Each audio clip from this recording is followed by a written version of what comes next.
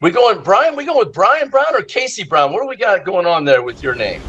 I'm Brian Casey Brown, and for some reason, EXP. There's some very there's some rules there that are keeping them from changing my name in certain places. So anyway, Got to be state broker rules, right? There you go. Yeah, it's got something to do with that, and then so anyway. But no, I am Casey Brown. I'm also Brian Brown.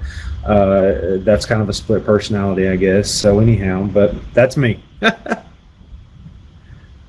Tell us a little bit, Brian, tell us a little bit about your production and why you came to eXp Realty.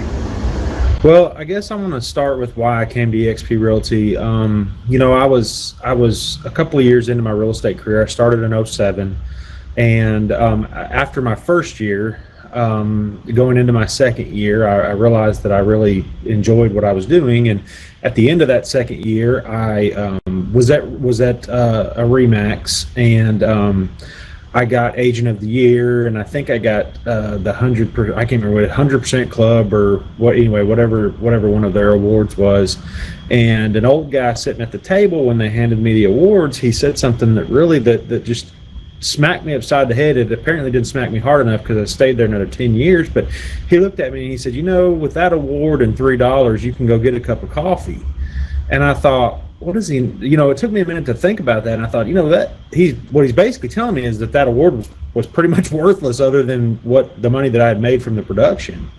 And I thought about that, and I thought about that, and I thought about that, and then when the opportunity that EXP brought to the table came about, we're in a small town, 40,000, and when the opportunity that EXP brought to the table came along, I didn't see that there was really any other way to go.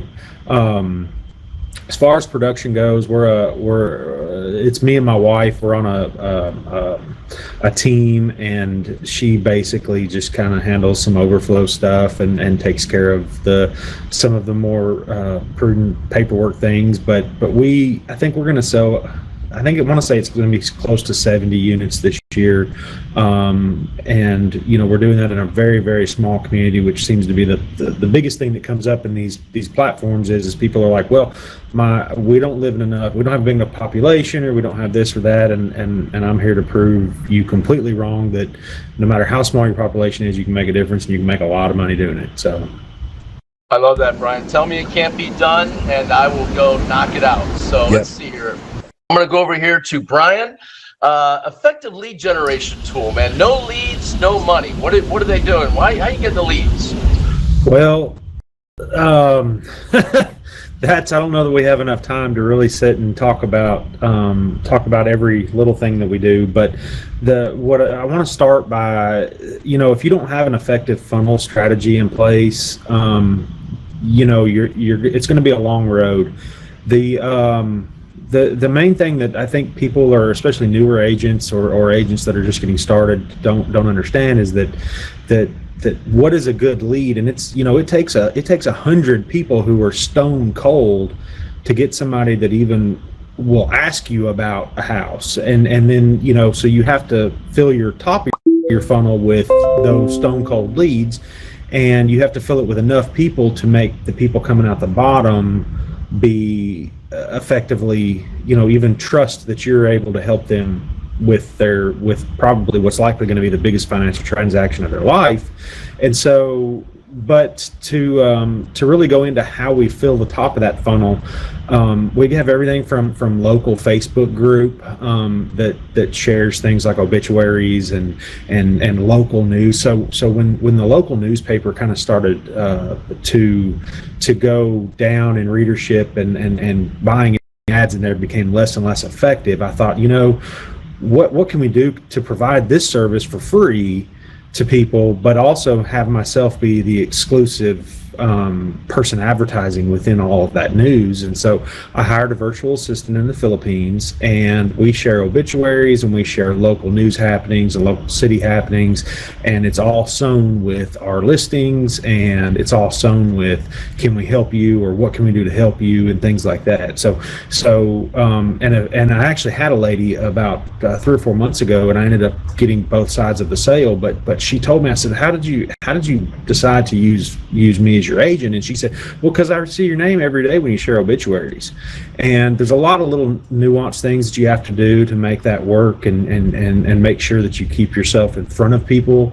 But I said it a long time ago, 15 years ago when I started, people are going to do business with the last agent that touched them. I don't care if it's your mother, brother, sister, aunt, uncle, cousin, who it is, they are going to do business with the last agent that touched them.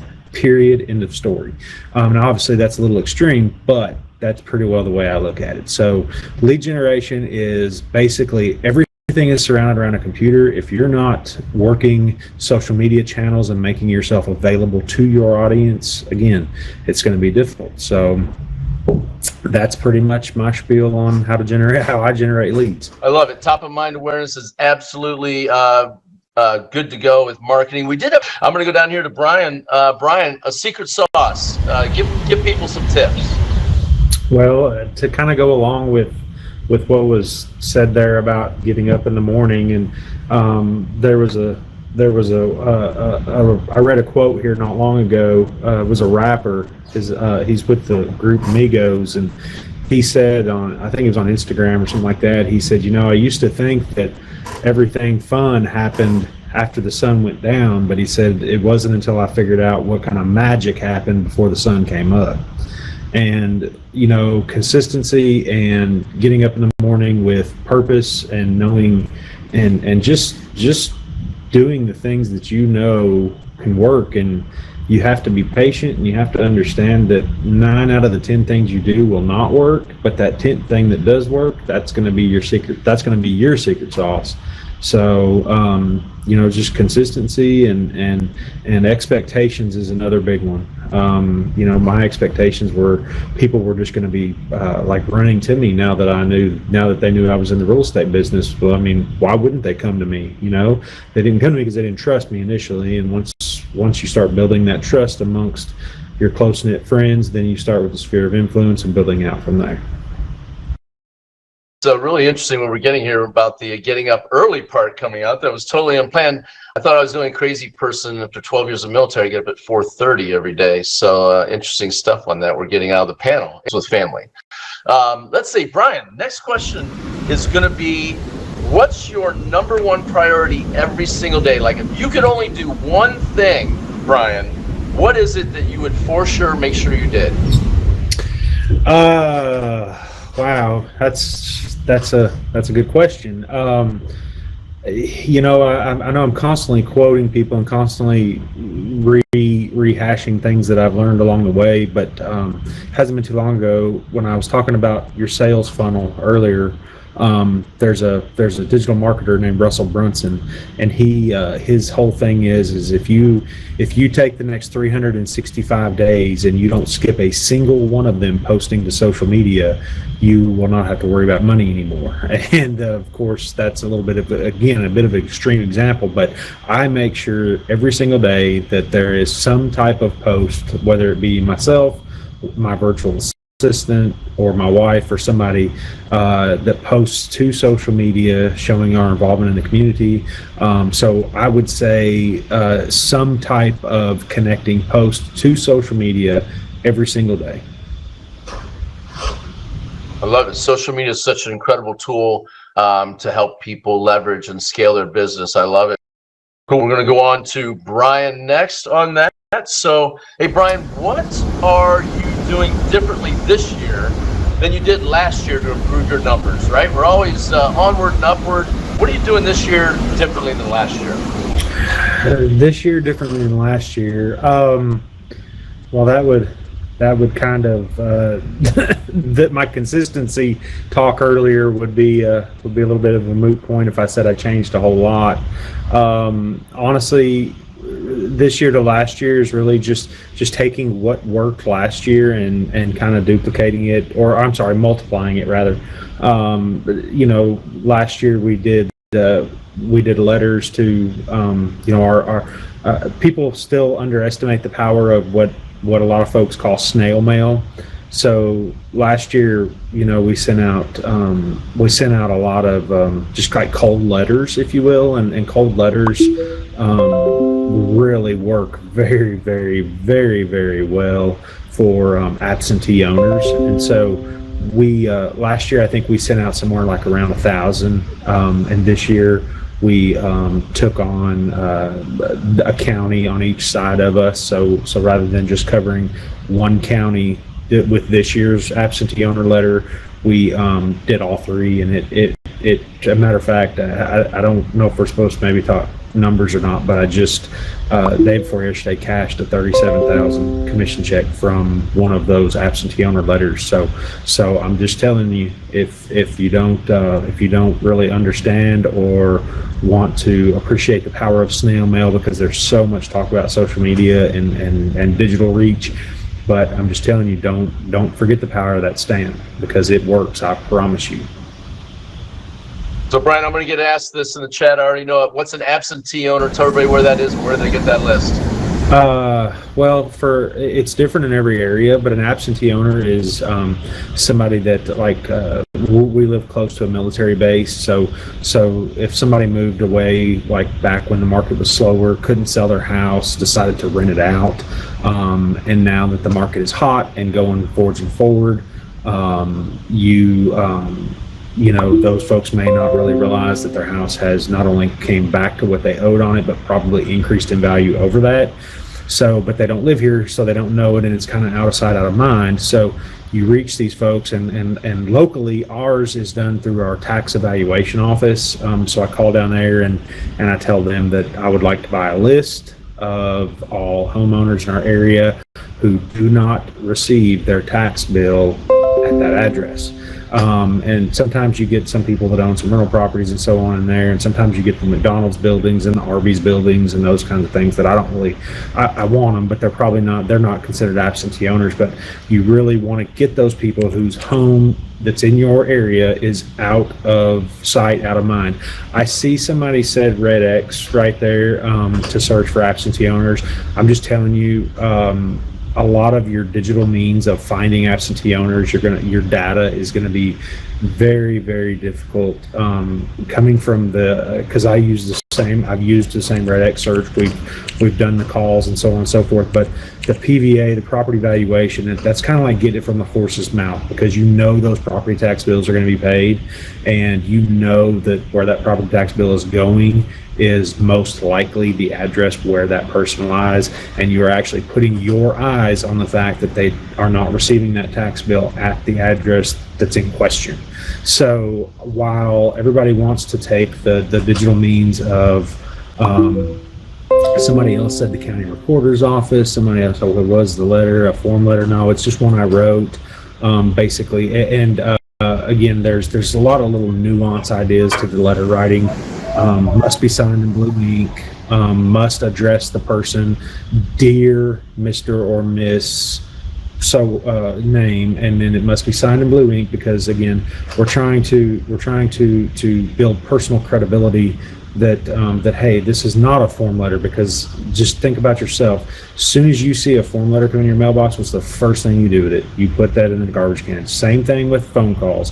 If you answer the phone and somebody is on the other end with broken English, 9.9 times out of 10, it's a sales call and you're going to hang up.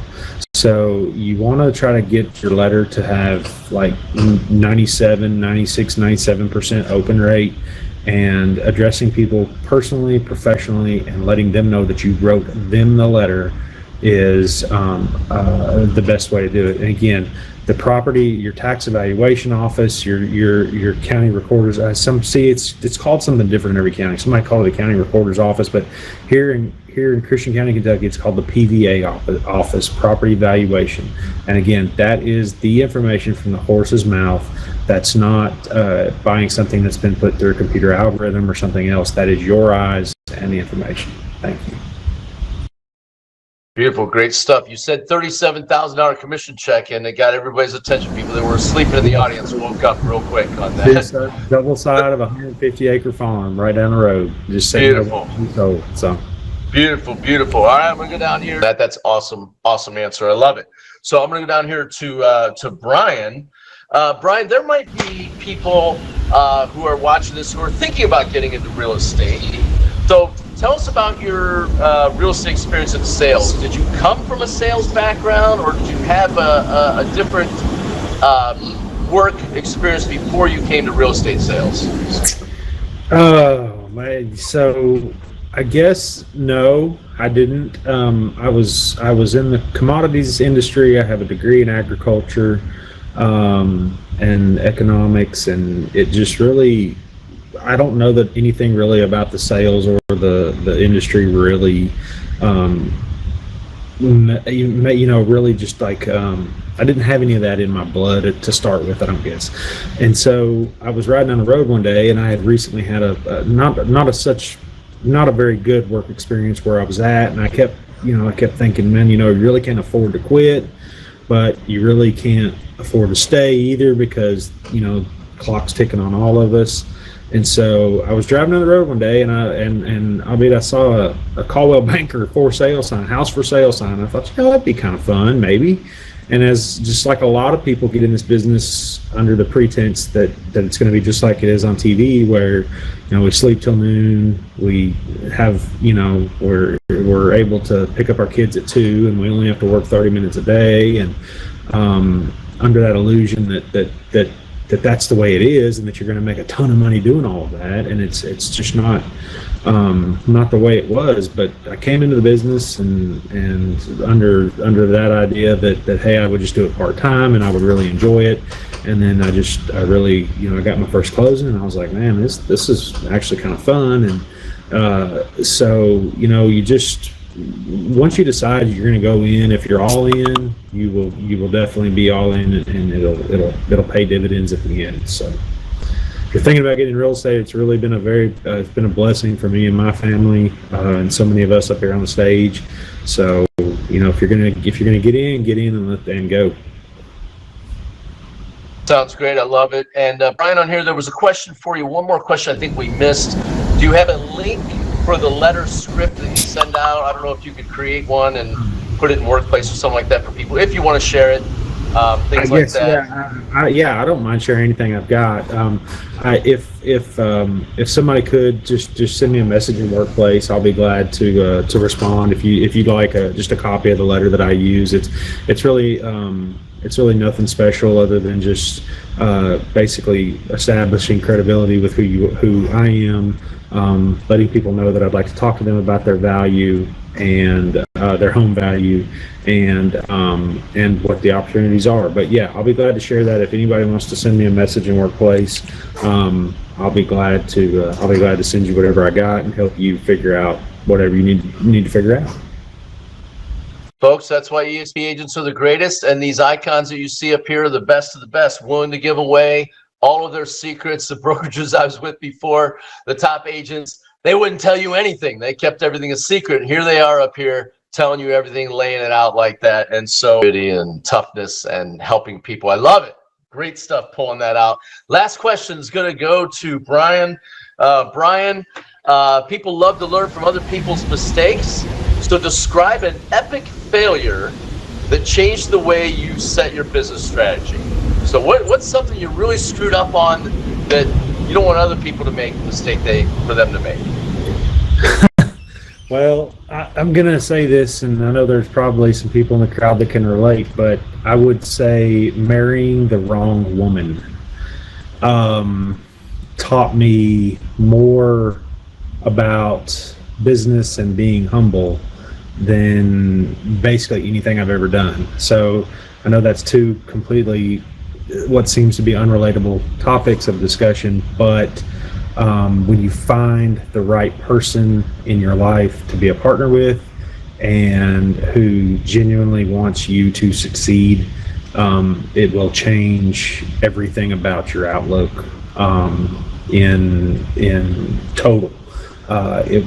It just absolutely changes everything. I mean, when you look forward to going home, and then yet you look forward to getting up in the morning, and there's just a lot of that to be thankful for. So I know that's probably not the answer you were looking for, but it was something that really pressed me in my life to make the changes that I needed to make at work in order to make everything more enjoyable. And again, then enjoying even after work. So it's a great answer. Work-life balance is so important. If things aren't doing well at home, they're not going to do well at business either. So I want to thank everyone. First of all, I want to thank our Icon panel. Give them a round of applause, everybody, our Icon panel, for giving away such great stuff today. I got a full page of notes here as the moderator. And I want to thank all of you for taking a step out to help improve your own real estate business. And if you're somebody who's taking a look at EXP, get back with the person that sent this video to you. Look, here's what we've got. You heard from these great Icon agents giving away their secrets. Look, we have leads. We have a way for you to generate leads so you can sell more houses. We have the best compensation plan in the real estate industry, hands down. We have revenue share. We have a monthly reoccurring revenue stream. Our founder, when he created EXP, shares back 50% of the revenue every single month back to all of us, the agents. You can build equity in the company. You can actually build a nest egg over time by simply selling houses and talking to agents. We have great training and mentorship that's included. We have healthcare. We have an incredible community of collaboration. We believe in collaboration over competition, an awesome hybrid office where we have a cloud office, as well as we have physical locations that you can share. And we're 63,000 agents and counting, and we're in 19 countries, and we are expanding around the world. We're going to change the world. We are a movement. Get back to the person that invited you to take a look at this. And for those of you who are looking, we can't wait to see you up here and be an icon one day and hear your story and have you give away the secret. So thank you so much, everybody. Have a great day. This ends iConversations for this Friday. We'll be back next Friday at 11:30 a.m. Eastern, and of course 8:30 Pacific time, and Central and Mountain in between there. So thank you, everybody. Have a great day. Good luck to you out there. I hope you get a ton of listings and buyers over the weekend and you crush it. We'll talk all of you very, very soon. Great job, panel.